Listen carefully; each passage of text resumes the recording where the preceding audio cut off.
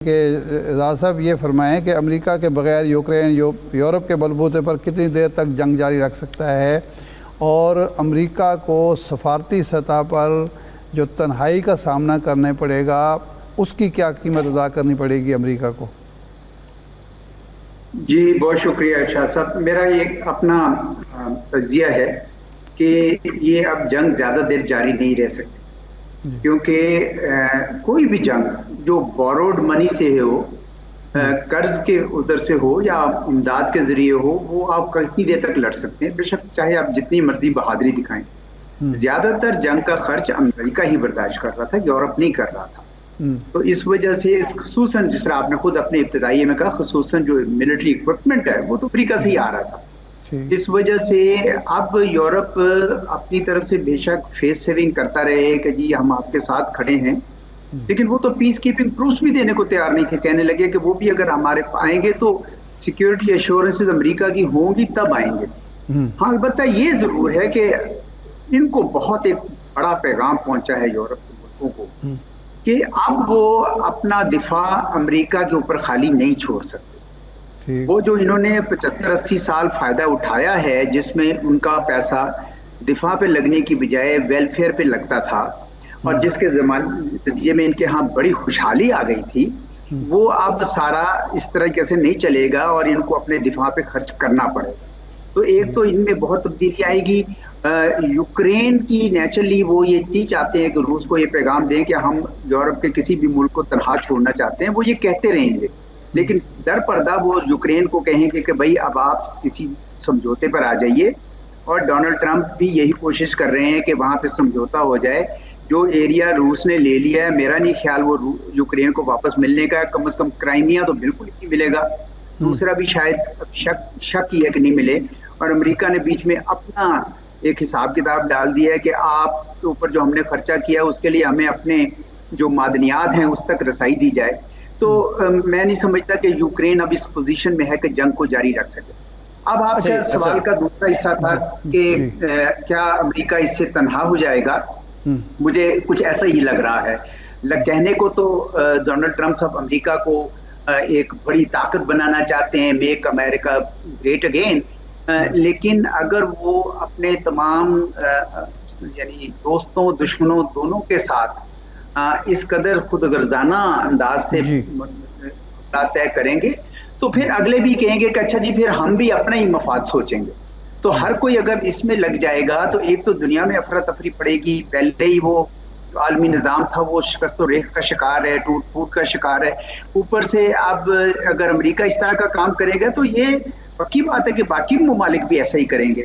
तो अमेरिका का जो असर रसूख है आलमी लिहाज से उसको बहुत बड़ा धचका मिलेगा और ये ग्रेट नहीं हो जाएंगे, मेरे ख्याल में तो तनहा हो जाएंगे।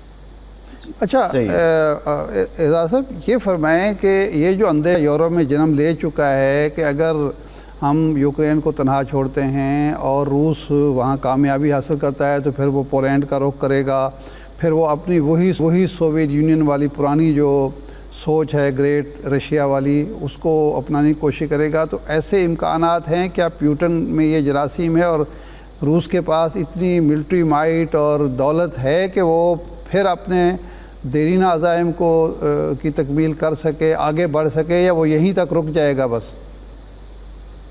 मेरा नहीं ख्याल कि उसके पास अब इतने इस्तात है कि मशरकी यूरोप के बाकी मुल्कों के ऊपर वो अपने यानी इस तरह की जारहियत कर सके।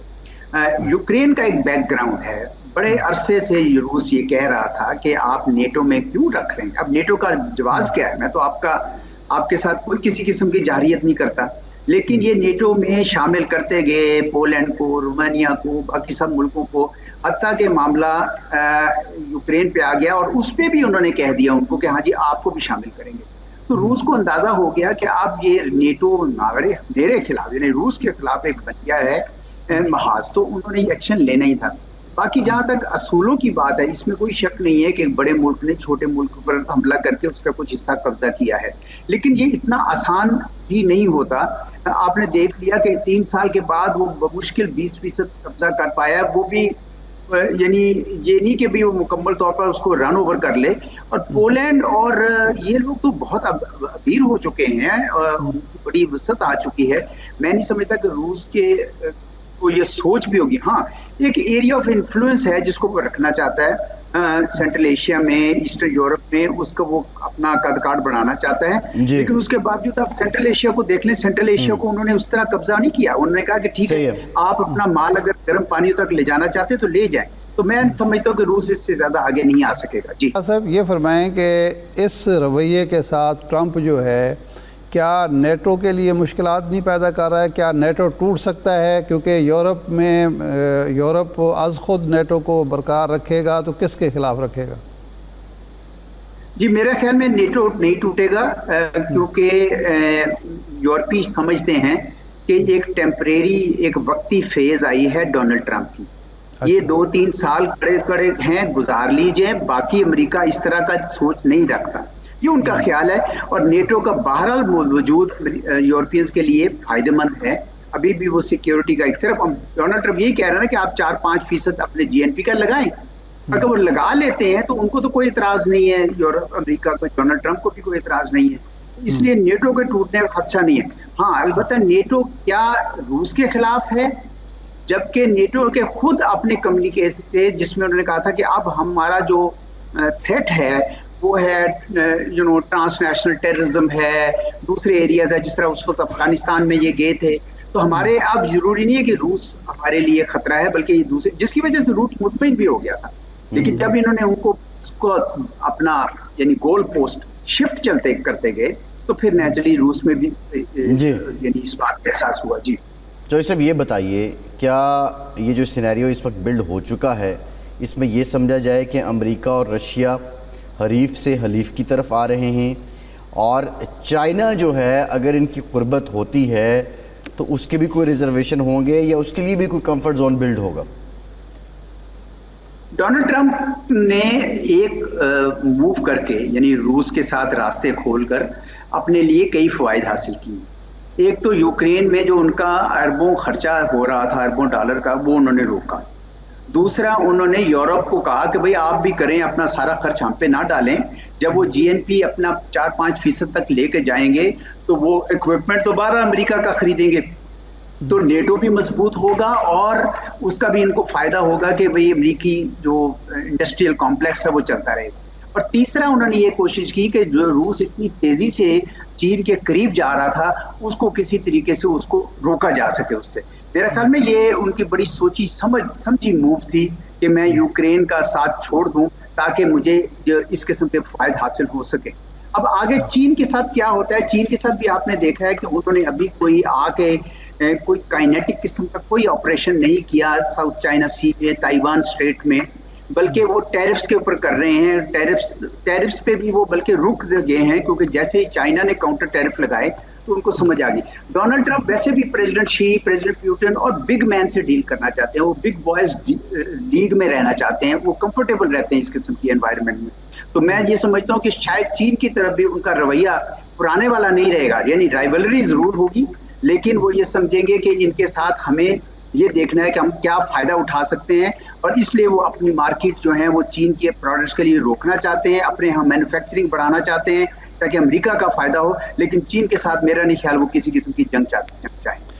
कनाडा और मेक्सिको पर टैरिफ लागू कर दिया, चीन के बारे में ऐलान कर दिया। चीन ने जवाबन ज़री शोबे में टैरिफ 15% करने का ऐलान किया है। ये जो सूरतें हैं, एक तो अमरीकी अवाम के लिए मुश्किलात नहीं बढ़ जाएंगी? ज़ाहिर बात है कि जो चीज़ें मेक्सिको से आती हैं या कनाडा से आती हैं, अगर वो महंगी होंगी तो उस मुल्क के अलावा इनके अपने अवाम को भी मुश्किलात का सामना करना पड़ेगा। दूसरा है कि आलमी मंडी पर इसके क्या असरात होंगे, इसके बारे में कुछ आप बता सकते हैं? जी, डोनाल्ड ट्रंप साहब ने इस बात का इतराफ़ किया है कि वक्ती तौर पर मुश्किल पेश आएगी, उनको अंदाज़ा है। लेकिन अमेरिका की मार्केट बजाते खुद बहुत बड़ी मार्केट है और उसमें बड़े बड़े इनोवेटिव और एंटरप्रेन्योर्स हैं, बिलियनियर्स हैं। तो जैसे ही वो देखेंगे कि अगर कनाडा से या मैक्सिको से चीज़ नहीं आ रही तो वो लोकली प्रोड्यूस करें, और जॉइंट प्रोडक्शन पे अभी भी कोई पाबंदी नहीं है। यानी अगर कोई कैनेडियन एंटरप्रेन्योर है या मैक्सिकन है, वो अगर अमेरिका के अंदर मैन्युफैक्चरिंग करेगा बाहर से लाने की बजाय, तो अमेरिका के अंदर जॉब्स अपॉर्चुनिटीज निकलेंगी, तो वो उसको ऑफसेट कर देंगे। तो मैं नहीं समझता कि टैरिफ लगाने से अमेरिका को बहुत ज्यादा नुकसान होगा कंज्यूमर्स को, वो वक्ती तौर पर होगा, उससे ज्यादा मैं नहीं समझता कि ज्यादा नुकसान होगा। सही है। अच्छा नहीं, आलमी मंडी पर कोई असरात नहीं होंगे इसके?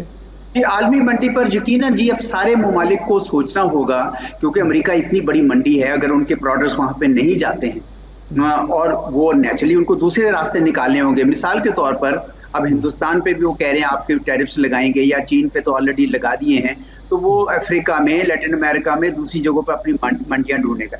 पाकिस्तान को भी होशियार हो जाना चाहिए, क्योंकि पाकिस्तान का जो टेक्सटाइल का बड़ा हिस्सा अमेरिका जाता था, बाकी भी चीजें जाती थी, चमड़ा जाता था, तो पाकिस्तान को भी फौरी तौर पर अब गेयर अप करना पड़ेगा। हो सकता है कि यूरोपियंस भी अपनी जीएसपी प्लस खत्म कर दें, क्योंकि वो खुद अपने माली मुश्किलात में आ गए। जर्मनी की मईशत बड़ी स्लो डाउन हो चुकी है, जो सबसे बड़ी मईशत थी वहां पे।